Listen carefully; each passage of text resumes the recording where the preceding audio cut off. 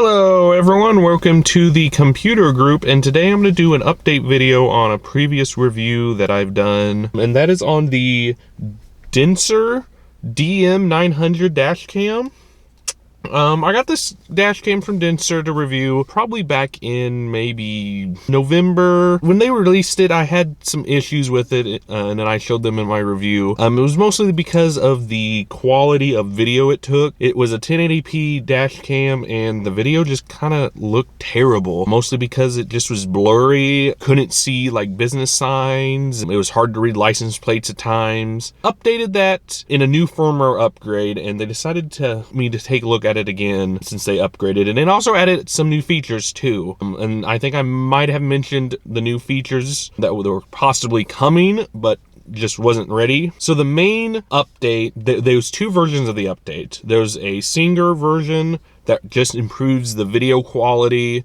So if you've purchased one of the cameras already and you don't have the new update, I would highly recommend to get the new update. You can get that off Denicer's website. All you got to do is throw the file on the root of your SD card and then insert it into the camera, and the camera does the rest. And then you just have to reformat your SD card once you do that. But the other feature they added is backup cam support. So now when you purchase this camera, you will get a backup camera. It's actually going to look just like this, and you can set it up if you want. You don't have to use it, but it's a new feature they did add to it. And you can also add support to your existing camera if you download the particular firmware for dual cameras. If you decide to do that, you will gain support for backup camera and everything, and it will also use as a regular camera to record as, but I would highly recommend not to just really do that. And there's several reasons why. The first reason is the backup camera footage is not really that good. If you're only going to use this dash cam and the backup camera for a regular backup cam, then it would be perfectly fine because it's going to be displaying on the tiny display on your dash cam. Also, you have to have the dash cam in an area where you will be able to see it because it's, of course, a very tiny display. But other than that, that's really the only useful thing about the backup camera, because the footage is 480p and it looks horrendous. So you might not be happy with the quality of that. Before, I used to use just two dash cams if I wanted to record, because I didn't really need backup cam. And before, I used to use two cameras, and I'm probably going to go back to the two camera setup because the quality is just not real good on the backup cam. 480p, and that's really about it. And also my card, I couldn't really use the backup cam feature. I could only use it to record because the cable they included was not long enough to get to my lights. So if you plan on doing this, I would highly recommend to probably get a professional to install it. I only set it up for where it records, and that's just as simple as just plugging the camera into the dash cam. But after that, if you do have that set up, you will be able to use the backup camera features and everything. The only thing I wish you could do, which it's not really a big deal because I wanted to use it to just record to see how well it would record, but it would be nice to inside the camera to disable the recording of the footage, because if you don't really care about that footage, then all it's going to do is just waste space on your SD card. So I wish there was an option to turn that off completely and just use it as a backup camera if you wanted to. So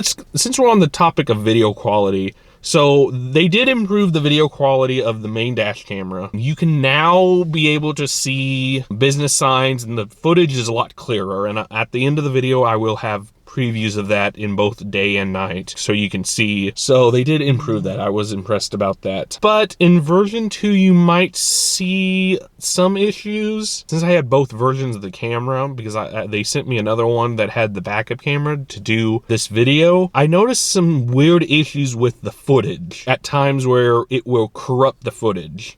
And I've played around with it for months. I've been using this setup for about 3 months now because I've been trying to figure out exactly how to fix the issue I was having. And I think I might have done it. I don't really know. The main issue I was having was it was corrupting the files once it started to save them. And it was every couple files. Like, it wasn't always like at random. It was always in a single day. It would always corrupt at least 2 files. And I started noticing it only started happening on the first clip once it starts recording, and then the very last clip once it stops recording. And really how I ended up fixing that was I changed the length of video to 3 minutes instead of 5 minutes like I always record on. And that seemed to improve the quality of the footage, where it would not corrupt it as much. Like, now it may corrupt maybe 1 file or 2 files a week. Before, it was on a daily basis. And I've tried to have them take a look at and see if they had any issues. They told me to try different SD cards. I did that and it still happened. So it's something to do with the footage, or the cameras, or my car's turning off before the camera can stop recording. There's something to do with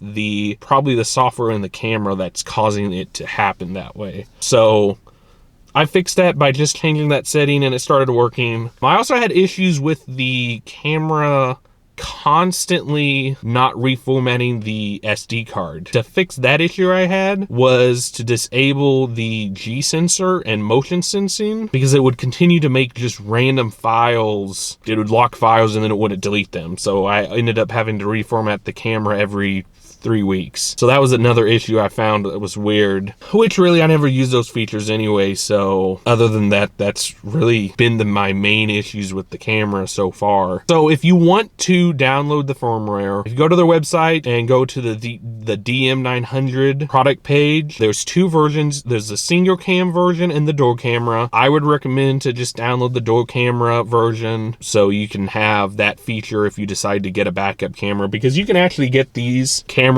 and kits online for about $20 or so. And as long as it uses the AV plug, like on dash cams, almost any of them will work. Some other ones laying around the house from other dash cams, and they worked just fine. So you just have to make sure it interfaces with the AV plug, and you should be fine. You don't have to have a specific camera. So if I was to recommend this camera, I would have to say I would recommend it, as long as you don't really care about the footage of the backup camera. If you're going to use this as a standalone camera, then it's a great camera to get. But if you really want that backup camera and want it to be high quality, and the footage to be high quality, then I would actually spend maybe a little bit more money on a better camera, because this camera is just not gonna give you that ability to do that. So you're kind of forced. If you want better quality footage for the backup camera, then definitely skip this camera. But if you're just needing a simple dash cam and don't really care about the footage of the backup camera, then I would say yes, this would be a nice camera also to get. Because if you're going to use this as a backup camera, then the video quality should not really matter, because using it as a backup camera, it would be great. But if you want that footage also and want to use it as evidence or something, the quality is just garbage. You can't even read license plate with the 480p camera, so it's almost pointless. It's a nice feature to have, and maybe if you can get a higher quality backup cam, it might record higher quality, but I doubt it. I think it's going to be down to the software and the quality of the software. So overall, it really depends on what you think. I'm probably not gonna continue to use this in my car, just mostly because I switched dash cams, and the dash cam before that was a little bit higher quality, but I will put this in another vehicle that I don't drive as often, so it's still gonna be used. Overall, yes, this is a nice camera, and for the $40 price tag, yes, it's a good deal, even if you decide not to use the backup camera. I will have the footage in the back, and hopefully you like this update video, and hopefully some more videos are going to be coming. So yeah, I guess I will see you in the next one.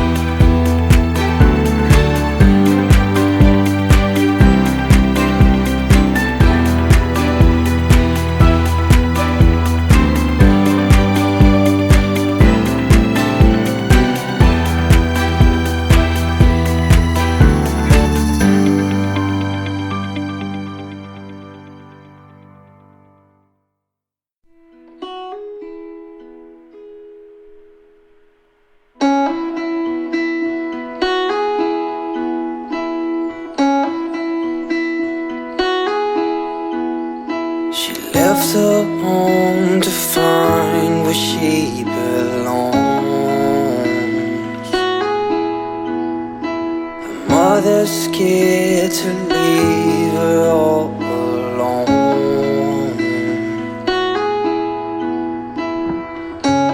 But she got time, and she knows what to figure out. This ain't in a dream, a place where it seems that love will come around. So don't stay, you'll regret it all too much. Just wait, I will find you someday. So the same, yeah, she does not know that everything she got from her.